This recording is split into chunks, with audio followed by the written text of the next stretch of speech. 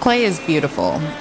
When you put your hands into it, it just speaks to you, and you can listen to the clay and you can make it become what you want, or you can make it be whatever it tells you it wants to be. Supposedly we all came from clay, and I really feel that.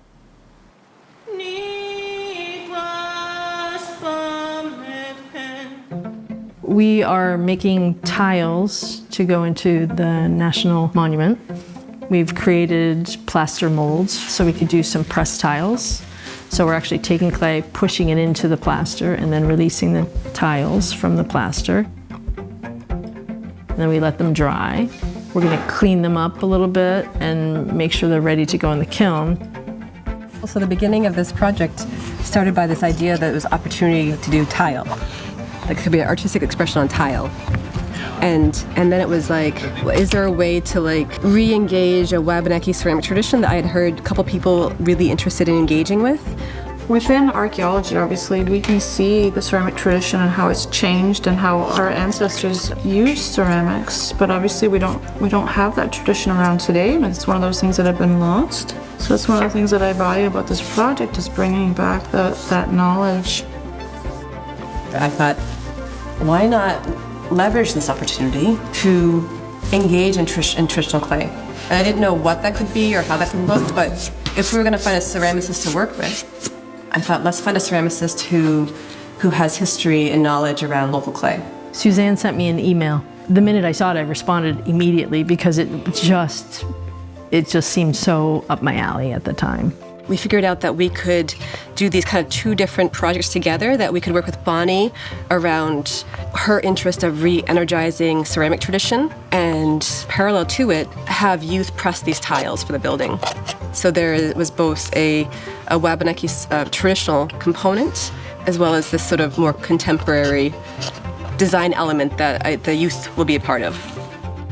I really want to make sure that our youth have an idea beyond what the colonization narrative is, that there was no ceramics unless there was an organized territory. It's a part of our culture, and it shouldn't be lost. It should be revived, and it should be something that our youth are able to do and have access to.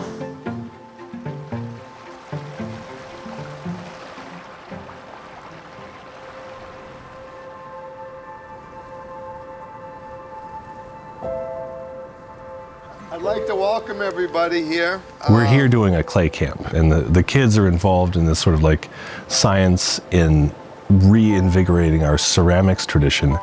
And we're also pounding ash and processing this other cultural material. And I think having the kids here around the ash and hearing that sound and also developing that sort of like connection as well, it's that same carrying on the living culture. It's like this morning when we all were introducing ourselves and speaking the language, having that experience of hearing the language, being part of this process that has been carried on for generations. That's in a large part how we have always taught. So we had one station where Gabe Fry was pounding ash. We had a station where they were making clay tiles for Katahdin Woods and Waters monuments. We had a station where people were splitting wood for the fire to fire the pots in. We had the fire going with pots that needed to be turned. And so what this reminded me of is something that we might have seen 1,000, 2,000 years ago in a setting, probably right here. And so that's what I think is most rewarding to see, is kind of not only that we're doing these activities that are traditional, but we're doing them in a way that is traditional.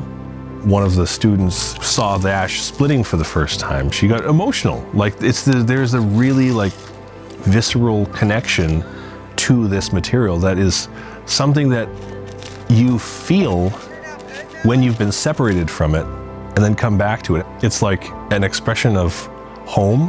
When we create our art, we're sharing not only a cultural component of who we are, but we're also sharing a piece of our homeland with people and having that live on. The whole tradition of pottery making was largely abandoned. And so for me, by bringing this tradition back, we're actually reclaiming a practice that was important to our ancestors and helped feed our families. And so we acknowledge kind of that this is part of who we are as Wabanaki people, but we also acknowledge the importance of clay in our lives. It takes science and creativity and community. It's just all of those things wrapped into one that is part of who we are.